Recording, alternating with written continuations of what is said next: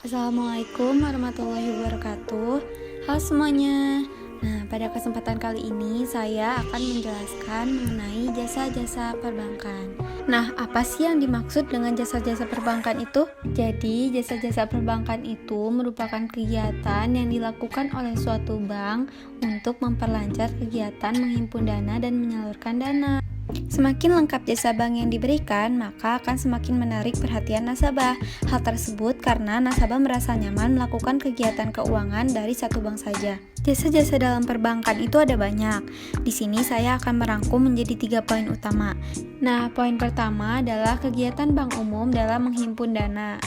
Kegiatan ini dilakukan dengan menawarkan berbagai jenis simpanan.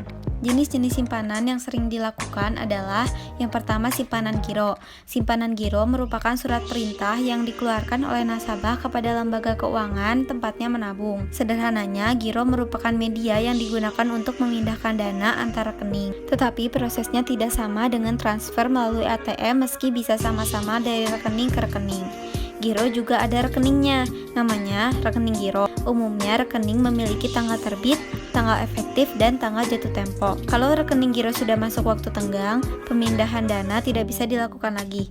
Yang kedua ada simpanan tabungan. Simpanan tabungan adalah simpanan pada bank yang penarikannya sesuai dengan persyaratan bank.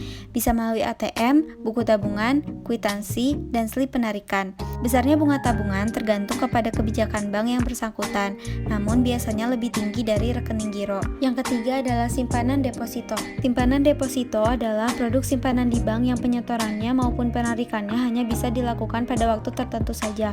Apabila dana yang disimpan diambil sebelum waktunya, maka siap-siaplah untuk terkena denda. Menariknya lagi, semakin besar dan semakin lama nasabah menyimpan dana dalam bentuk deposito, maka semakin besar pula bunga yang ditawarkan. Poin kedua adalah menyalurkan dana. Penyaluran dana yang dilakukan oleh bank dilakukan dengan memberikan pinjaman kepada masyarakat yang dikenal dengan nama kredit. Jenis-jenis kredit diantaranya adalah yang pertama, kredit investasi.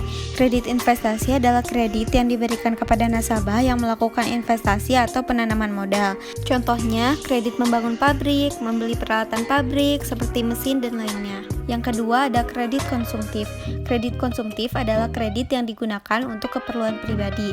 Contohnya kredit perumahan, kredit kendaraan, dan lain sebagainya. Yang ketiga ada kredit profesi. Kredit profesi adalah kredit yang diberikan kepada nasabah khusus, seperti dosen, dokter, atau pengacara. Nah, poin terakhir adalah jasa layanan dan produk bank lainnya yang meliputi yang pertama ada kiriman uang atau transfer. Mungkin kebanyakan orang sudah sering mendengar istilah transfer ini, karena pada saat ini kebanyakan orang melakukan transaksi jual beli melalui jasa transfer. Kiriman uang atau transfer adalah jasa pengiriman uang lewat bank. Pengiriman uang dapat dilakukan pada bank yang sama atau bank yang berbeda. Pada nasabah yang melakukan transfer biasanya dikenakan biaya kirim, yang besarnya tergantung kebijakan bank masing-masing. Yang kedua ada clearing. Clearing bank adalah cara atau sarana perhitungan utang piutang dalam bentuk surat-surat berharga atau surat dagang dari satu bank ke bank lainnya. Yang ketiga ada inkaso. Inkaso adalah sebuah layanan bank untuk penagihan pembayaran surat-surat berharga kepada pihak ketiga di tempat atau kota lain di dalam negeri. Surat atau dokumen berharga yang dapat diproses adalah wesel, cek, bilet giro, dan lain sebagainya. Yang keempat ada letter of credit. Letter of credit adalah kredit yang diberikan bank kepada importir dan eksportir yang digunakan untuk melakukan pembayaran atau transaksi ekspor dan impor. Nah, yang kelima ada melayani pembayaran.